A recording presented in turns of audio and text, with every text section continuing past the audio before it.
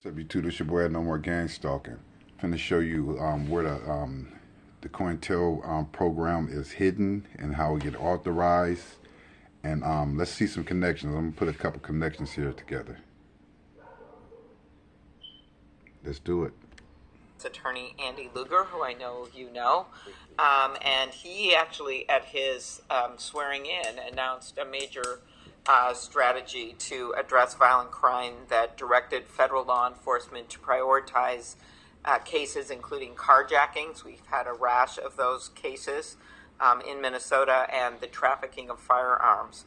Under his leadership, every federal prosecutor, as you are aware, and your leadership in the office will now take on violent crime cases.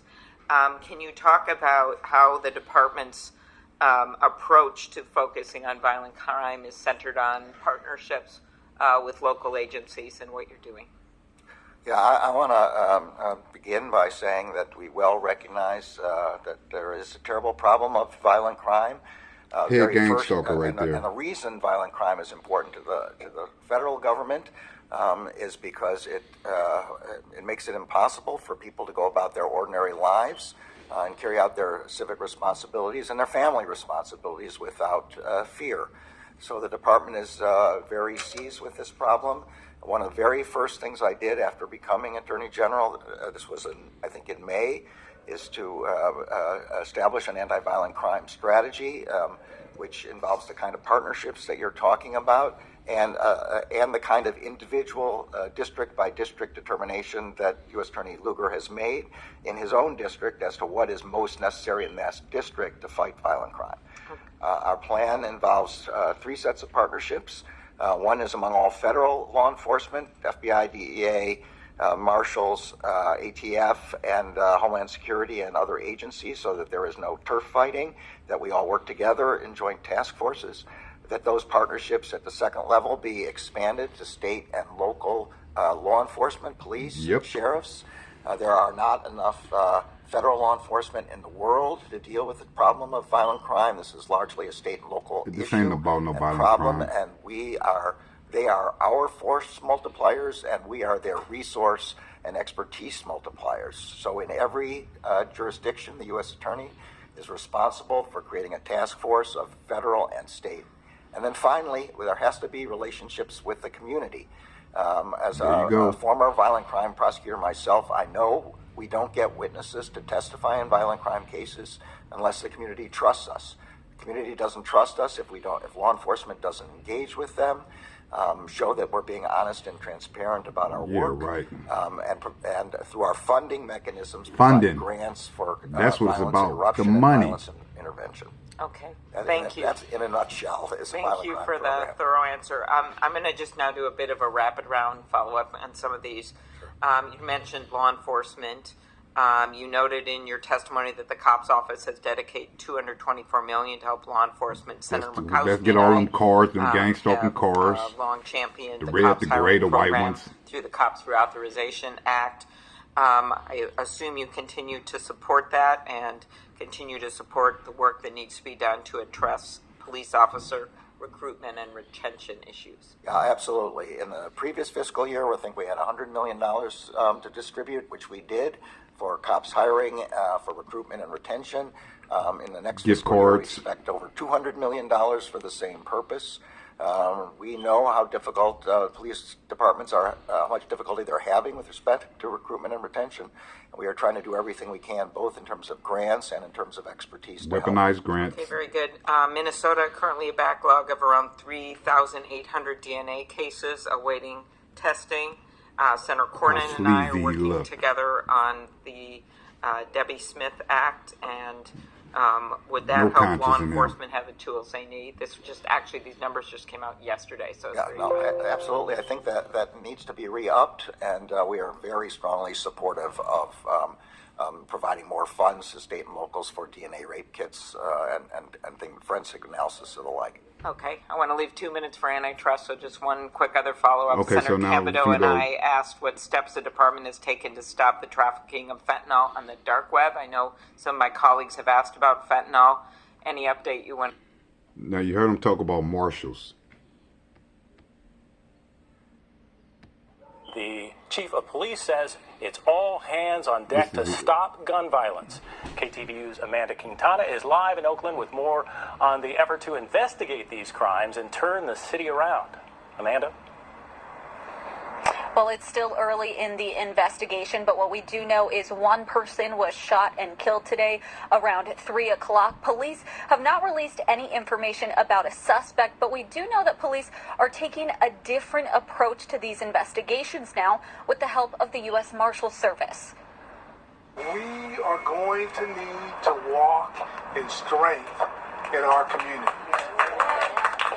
Another march through Oakland to combat gun violence. Growing up here, I've always heard that there's a murder happening on this street, on that street.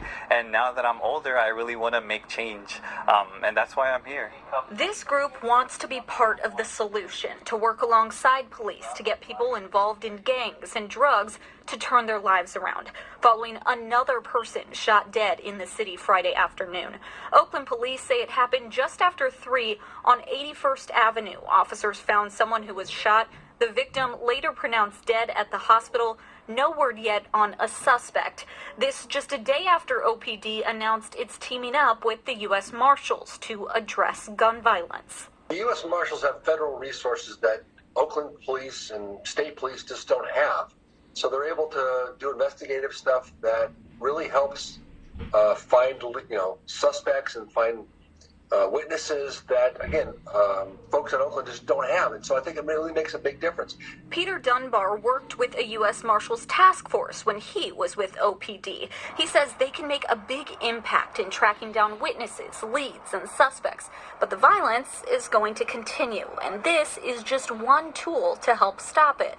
You also have to have more officers, whether that's highway patrol, sheriffs, which we've used before. You need more people to be out there in those hotspot areas to ideally stop the crimes before it happens, get the guns off. Okay, you see how they overcriminalize our community, right? So sheriffs, fucking marshals, and highway patrol, and this is how they get a lot of people. I was down to talk to my doctor about Rybelsus. Ask your healthcare provider about Rybelsus today. Melted to perfection. Try the new toasted baguettes from Panera. It's literally how it's done. When I do, we have relocated 4 times in the last 2 years since my target has begun. And every time, there's always some important white people who pulls up and looks just like these guys to the neighbors. I swear to God. Go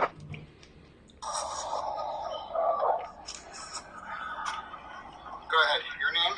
Mike Baruchio. Can I see your identification? And who are you with? FBI. You can't film it. You can see it. You can't film it. Yeah. Okay? Bob, you can. Your name? My name is Russell Gooch. And you are with? Yes. Investigator Kevin Thomas with the Jackson County Sheriff's Office. Okay. State your presence. Why is it a police state? My presence and why we're here to talk to you. We're here to talk to you, see if you can give us a little help. Be honest. On what? I can discuss it, but we need to sit down and talk first. About what?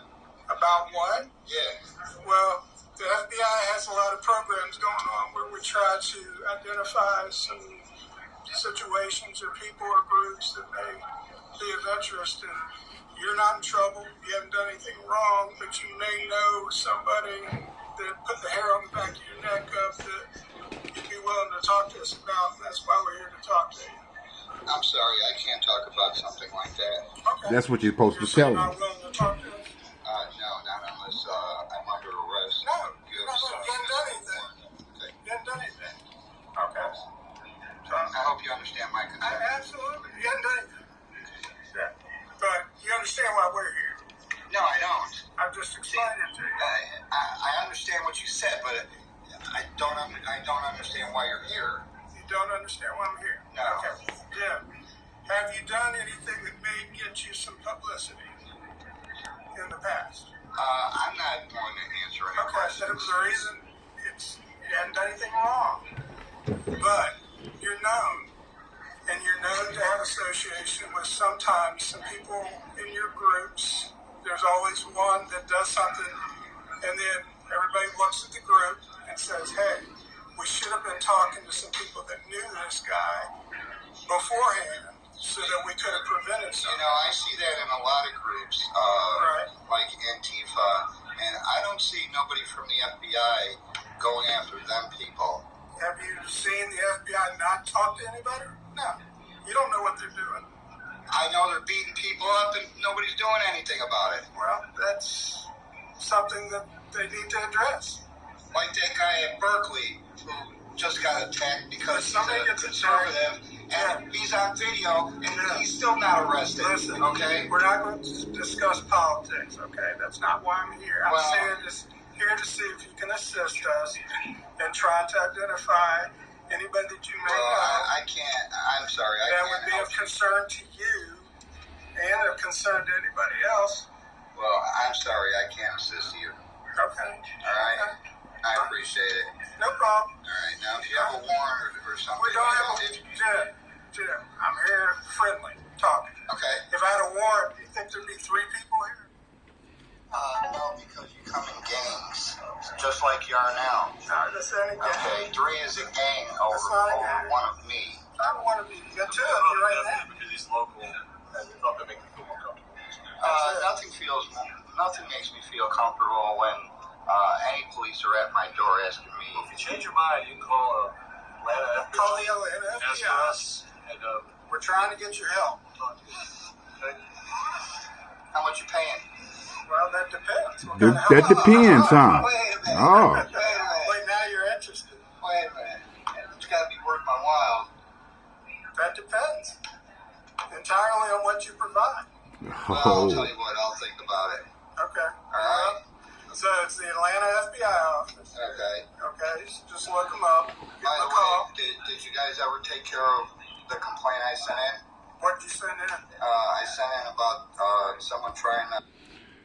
This is the COINTELPRO program, you know, from the Congress to the you know, to the streets, you know. So, you know, out here we have U.S. Marshals, right? You know, because they actually have an ordinance that no counterterrorists, joint counterterrorists should be in the city, right? But the loophole is that, you know, marshals are not counterterrorist unit, right? You know. But so, you know, you got loopholes and, you know, that people that they go through, right? This is the rise of the police state. It's not about crime. It's about subduing the people. It's about control. And if people don't fight this back, it will get worse. Peace. Your boy had no more gang stalking.